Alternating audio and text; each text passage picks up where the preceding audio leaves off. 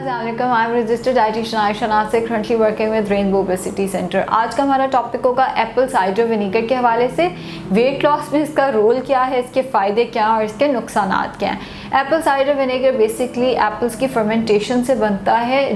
इसका फ़ायदा ये आता है कि ये जो ब्लड शुगर को बढ़ने नहीं देता। अगर आपने मील के साथ इसका इस्तेमाल किया है तो एकदम ब्लड के अंदर बहुत ज़्यादा शुगर रिलीज़ नहीं होगी, स्लो रिलीज़ होगी, जिसकी वजह से डायबिटिक पेशेंट्स के लिए ये बहुत अच्छा है। अब जहाँ तक बात आती है वेट लॉस की, तो वेट लॉस ब्लड शुगर से तो रिलेटेड है, लेकिन कोई भी स्टडी प्रूव नहीं कर सकी कि एप्पल साइडर विनेगर का डायरेक्ट ताल्लुक है वेट लॉस के साथ। हाँ, इनडायरेक्ट ताल्लुक है, क्योंकि जैसे मैंने पहले बताया कि ये ब्लड शुगर को कंट्रोल करता है, तो ब्लड शुगर जब आपकी कंट्रोल होती है तो वेट लॉस में हेल्प मिलती है। इनडायरेक्ट ताल्लुक है, बट डायरेक्टली किसी किस्म का इसका कोई ताल्लुक नहीं होता। 2013 में एक रिसर्च हुई थी, उन्होंने ये प्रूव किया था कि जिन्होंने 1 टेबलस्पून लंच के साथ और 1 tablespoon Apple cider vinegar dinner के साथ इस्तेमाल किया, उनका वेट लॉस हुआ। बट जब उस रिसर्च की आगे फर्दर रिसर्च की गई तो ये पता चला कि ब्लड शुगर उनकी जो है वो मेंटेन हुई, जिसकी वजह से उनका वेट लॉस हुआ।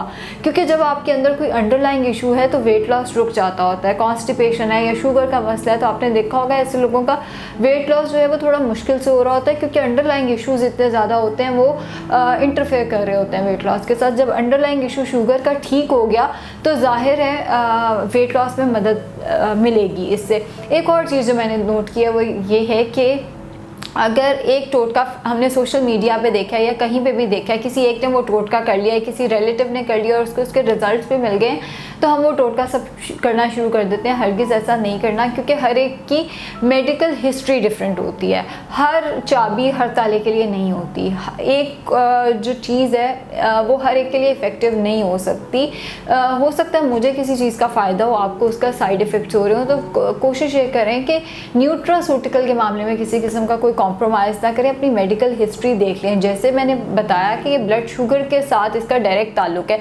अगर कोई डायबिटिक पेशेंट इसको करता है तो ये हाइपोग्लाइसीमिया कर सकता है। हाइपोग्लाइसीमिया मींस कि शुगर एकदम लो हो सकती है। अब शुगर लो हुई है आपकी तो फिर उससे रिलेटेड जितनी कॉम्प्लिकेशंस हैं वो आ सकती हैं। अगर शुगर के पेशेंट ने इसको इस्तेमाल करना है तो कोशिश करें कम से कम क्वांटिटी से शुरू करें। 1/2 टीस्पून के साथ इसको विद मील शुरू करें और फिर आहिस्ता आहिस्ता इसको 2 टेबलस्पून मैक्सिमम इसको लेके जाया जा सकता है। इससे ज़्यादा इसका इस्तेमाल साइड इफ़ेक्ट्स देता है। अब जहाँ तक बात है साइड इफ़ेक्ट्स की, मैंने बताया हाइपोग्लाइसीमिया ये कॉज कर सकते हैं। डायबिटिक पेशेंट्स ने खुद से इसका इस्तेमाल अगर करना शुरू करना है तो मिनिमम क्वांटिटी से मैक्सिमम क्वांटिटी तक ग्रेजुअली लेके चलें। इसके अलावा एसिडिटी ये कॉज कर सकता है, क्योंकि बेसिकली एसिड है। जो लोग सुबह उठते साथ ही पानी में एप्पल साइडर विनेगर डाल के दे रहे होते हैं, उन्हें मैं बताती चलूँ, एक तो एसिडिटी कॉज करेगा और दूसरा उसके साथ इसका इतना फ़ायदा है ही नहीं। इसने ब्लड शुगर को कंट्रोल करना है तो कोशिश करें कि सैलड्स के साथ, जैसे दोपहर के खाने में आप सैलड ले रहे हैं तो आप उसके ऊपर इसको डाल लें, या रात के खाने में आप सैलड ले रहे हैं या बीच में कोई चाट वगैरह कुछ ऐसी चीज़ आ रही है, 2 टेबलस्पून मैक्सिमम इसका यूजेज है। आप वो अपने मील्स के साथ लेंगे तो ये ज़्यादा इफेक्टिव है। इसको एम्प्टी स्टमक लेंगे तो एक तो ये दांतों को डेंटल इरोजन का मसला बन सकता है, दांत आपकी जो लाइनिंग है उसको, एनिमल को ये बेसिकली ख़राब कर सकता है। दूसरी चीज़ आती है कि ये स्टमक लाइनिंग को भी डिस्टर्ब करेगा, एसिडिटी ये कॉज कर सकता है। फिर आती है चीज़ ड्रग इंट्रैक्शन के, ड्रग के साथ ये इंट्रैक्ट कर सकता है। ड्रग से मुराद ये जो मेडिसिन आप ले रहे हैं, हो सकता है आपकी जो फाइल है उसके अंदर कोई ऐसी मेडिसिन है कि आपके लिए एप्पल साइडर विनेगर है ही नहीं। अगर आपने एप्पल साइडर विनेगर लिया तो ये उस मेडिसिन के साथ रिएक्ट कर सकता है। तो अगेन कोशिश ये करें कि किसी से पूछ लें। अगर आपकी कोई मेडिसिन की हिस्ट्री है तो आपने पूछ के फिर एप्पल साइडर विनेगर जो है वो शुरू करना है, वरना इसका रिएक्शन भी आपके साथ आपके केस में हो सकता है। इसका एक और जो मसला आता है वो आता है टिश्यू डैमेज के हवाले से। जैसे मैंने बताया कि एसिड है, एसिड का इस्तेमाल अगर आपने एक्सेस में किया तो वो टिश्यूज़ को भी डैमेज करेगा। हेडेक इससे शुरू हो जाता होता है कुछ लोगों को। इसका मतलब ये है कि वो इसको एक्सेस में इस्तेमाल कर रहे हैं, क्योंकि अगर आप इसको एक्सेस में इस्तेमाल कर रहे हैं इट मीन्स आपकी शुगर लो हो रही है। शुगर लो हो रही है तो वो हेडेक आपको ज़ाहिर है उसकी वजह से होगा। फिर कुछ लोगों का गला, वो भी यही मसला है कि आपने उसको सही से डाइल्यूट नहीं किया।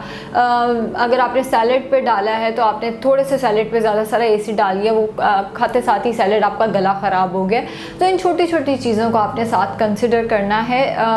इस न्यूट्रास्यूटिकल को आपने खुद से फॉलो नहीं करना।